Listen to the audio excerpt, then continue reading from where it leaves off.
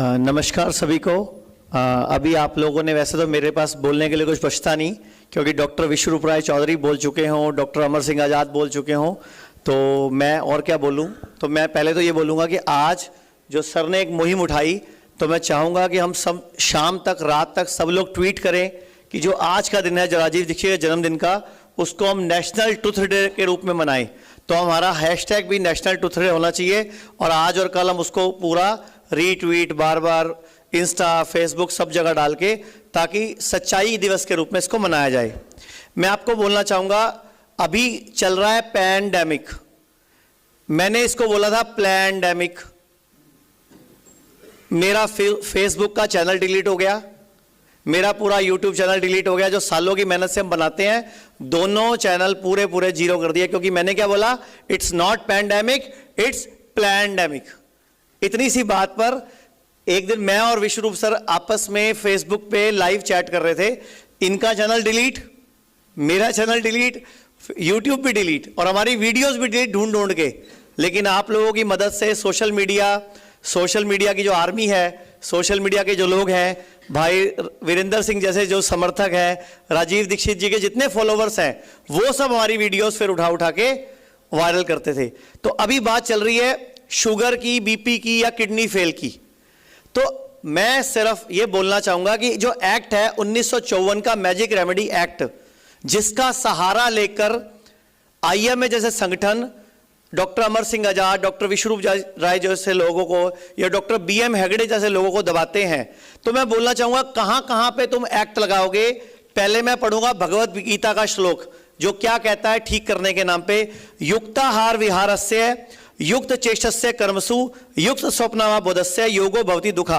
भगवत गीता श्लोक 17 चैप्टर 6 क्या कहता है, मौसम के हिसाब से खाओ पियो, सही कर्म, सही खाने पीने की आदतों को अपनाओ, योग करो, और शरीर के अंदर दुख पैदा करने वाले भोजन और बीमारियों को पैदा करने वाले भोजन को इकट्ठे मत खाओ, और युक्ति लगाकर, यानी कि दिमाग लगाकर, उपाय कर उसका सही निदान करो। अब ये तो भगवत गीता कह रही है, तो अगर विश्वरूप सर ने बोल दिया पानी के टप में बैठ जाओ, तो क्या लगा, युक्ति, जो कि भगवत गीता में खुद भगवान श्री कृष्ण बोल रहे हो। अब भी 1954 का मैजिक रेमेडी एक्ट काम करेगा क्या, कि युक्ति करी। युक्ति मतलब हमने खाना पीना सेट किया, हमने अपने सिर को नीचे किया, पांव को ऊपर किया, तभी ब्लड का सर्कुलेशन बढ़ गया ना, हार्ट की तरफ पंपिंग बढ़ गई, और बॉडी ने अपना सेल्फ डायलिसिस कर लिया। तो ये कर दी मैंने भगवत गीता की बात।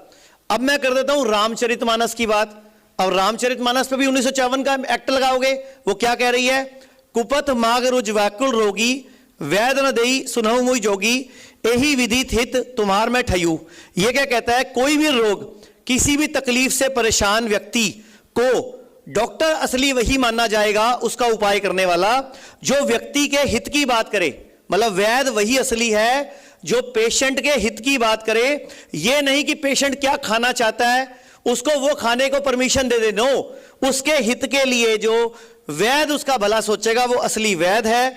और ये तुलसीदास जी ने उदाहरण देकर भगवान के बारे में बोला कि भगवान भी वक्त आने पर उसी व्यक्ति की मदद करता है जो सच के साथ खड़ा होता है, जो परोपकारी लोगों की मदद करने वाला होता है।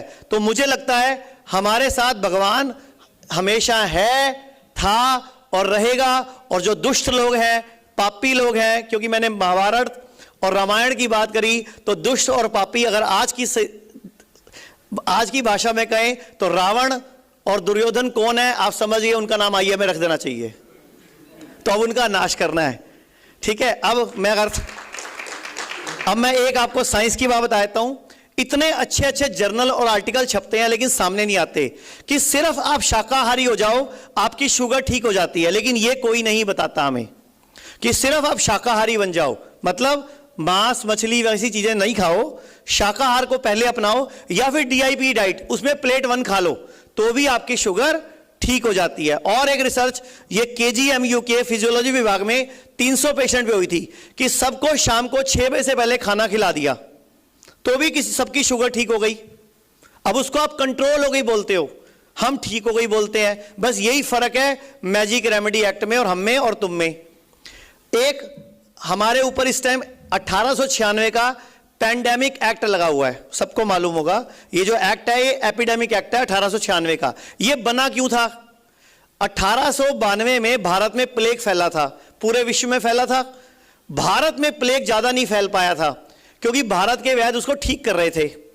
तो हुआ क्या, उस वक्त जो ये कमेटी जो सर बता रहे हैं 1930 में बनी, ये उससे पहले 1981 में भी बनी हुई है, और सॉरी 1881 में, कि कैसे भारत में एलोपैथी को बढ़ाया जाए। तो हुआ क्या, उस टाइम पे भारत के वैद्य प्लेग को ठीक कर लेते थे। तो इन्होंने 1896 में एक एपिडेमिक एक्ट बना के आयुर्वेद की जो चिकित्सा करते थे उसको पिछड़ी घोषित कर दिया और उसको अपराध घोषित कर दिया, और उठा के वैद्यों को जेल में डाल दिया, कुछ वैद्यों को फांसी पे भी चढ़ा दिया, ताकि इनकी अगली पीढ़ी में वैद्य अपनी जो विद्या ट्रांसफर ना करें, और अंग्रेजी चिकित्सा पत्ती को पढ़ी लिखी चिकित्सा पत्ती घोषित करके एपिडेमिक एक्ट बना दिया। आप लोग एक कहावत सुनते हो ना, बिल्ली रास्ता काट गया आगे नहीं जाना। यह कहावत कहीं इतिहास में नहीं है, यह 1896 में क्या हुआ, जब प्लेग फैला तो लोग बिल्ली को अवॉइड करते थे, क्योंकि प्लेग कैसे फैलता है, चूहों से। बिल्ली किसको खाती है, चूहों को। तो बिल्ली के बाल गिरते हैं तो कई बाल पैरों में चुभ जाते थे, तो अंग्रेज लोग बिल्ली को देख के डरते थे कि बिल्ली रास्ता काट गई।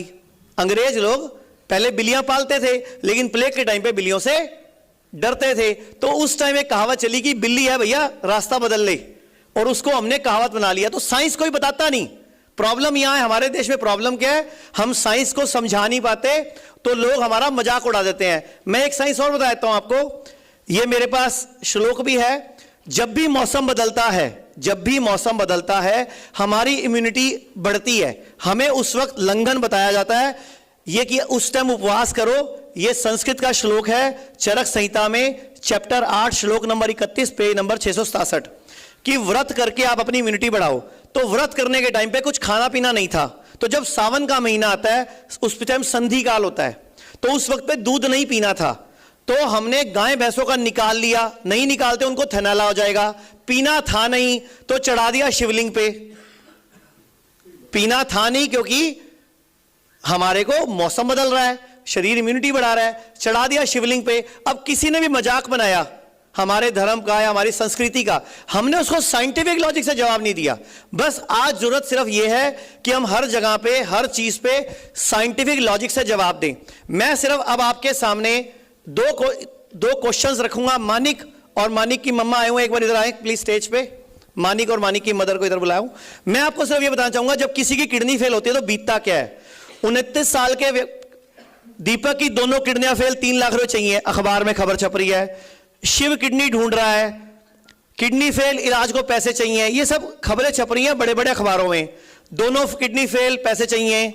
दोनों किडनी फेल, 2.5 लाख रुपए चाहिए। किडनी ट्रांसप्लांट हो गया, अब दवाइयां चाहिए।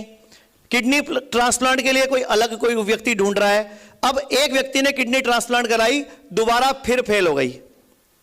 अब दोबारा ट्रांसप्लांट कहां से कराएगा। मैंने पिछली प्रेस कॉन्फ्रेंस में बोला था कि पहली किडनी इसको इसकी वाइफ ने दे दी 2013 में, 2017 में वो भी फेल हो गई। अब कहां से वाइफ लाए भैया। अब मुझे बताओ ना क्या करे बेचारा ये। अब फिर डायलिसिस चल रहा है। तो कहानी सिर्फ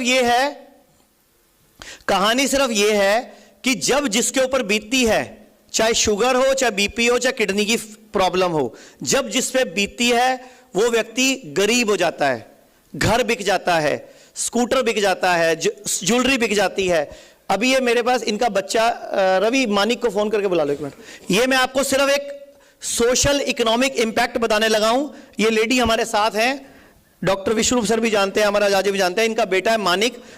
मानिक अभी है नहीं, शायद नीचे गया हुआ है। आप सिर्फ बता दो कि क्या हुआ था आपके साथ और आपको क्या कहा गया था। हेलो, मेरा नाम रेनू है। मेरा बेटा 26 साल का है। तो उसको लास्ट ईयर सितंबर में पता चला था हमें कि किडनी की प्रॉब्लम है। तो हम दिल्ली में सारे, जैसे सबको पता है वेदांता सबसे बड़ा है, वहाँ तक डॉक्टर को दिखा के आए। तो उन्होंने कहा कि अभी तो बच्चा आपका यंग है, आप अभी ट्रांसप्लांट करा लो। तो आप उसकी तैयारी करो, आप अपने सारे टेस्ट। हम तो सिर्फ मिलने गए थे एक बार, 3-4 डॉक्टरों से हमने कंसल्ट किया, सब ने यही बोला कि आप तैयारी कर लो। आप अपने मेरे लिए टेस्ट लिख के दे दिए कि आप अपनी किडनी दे देना, और मैक्सिमम मदर की किडनी मिल जाती है क्योंकि इसके पापा को शुगर है। तो उन्होंने सारा अपना एस्टिमेट वगैरह सब बताया। तो फिर हम लोगों को मतलब मेरे को मन में ही नहीं था कि हमने किडनी ट्रांसप्लांट करानी नहीं है।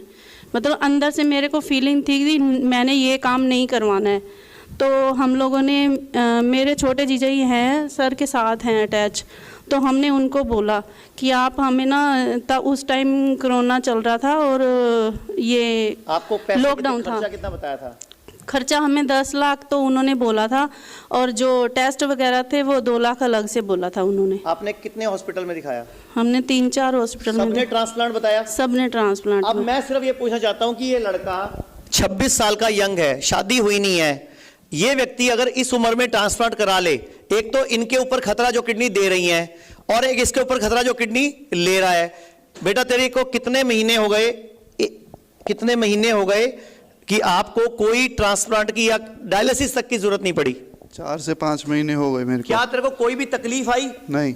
हमारे हॉस्पिटल में आप एडमिट हुए, आपको कोई थेरेपी लेने में कोई दिक्कत परेशानी, कोई भुक्का मारा हमने आपको? नहीं नहीं नहीं। आप बिल्कुल खुश हो? हाँ जी। आप खुद माइक पकड़ के बता दो आपकी कितनी प्रॉब्लम सॉल्व हुई हैं?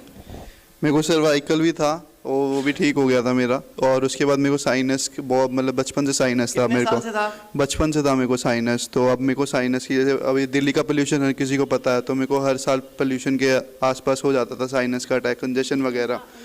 तो इस बार वो भी नहीं हुआ मेरे को। हर साल दिवाली पर इसकी एडमिट होने वाली नौबत आती थी, इतना साइनस हो जाता था, लेकिन इस साल हुआ क्या पूछो इससे।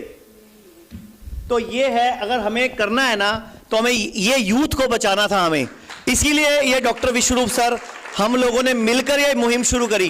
पेशेंट हमारे पास सैकड़ों हैं, लेकिन मैंने जस्ट एक पेशेंट का एग्जांपल आपके पास रखा। ये पैसा भर सकता था, इसका मतलब नहीं है कि ट्रांसप्लांट करा ले। मैंने जो अखबारें दिखाई वो तो बेचारे पैसे भी नहीं भर सकते थे।